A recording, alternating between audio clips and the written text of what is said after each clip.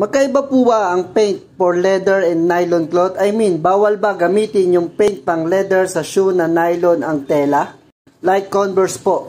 Kung ang tinatanong niya is yung leather paint ay pwede daw ba sa mga mesh o canvas na material sapatos? Para sagot dyan is hindi siya pwede, no?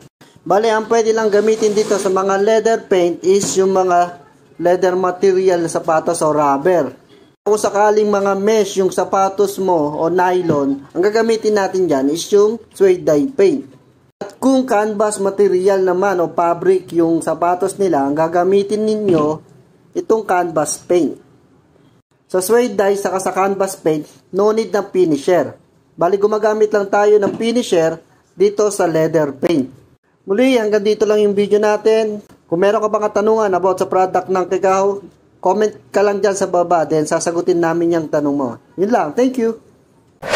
Kikaw.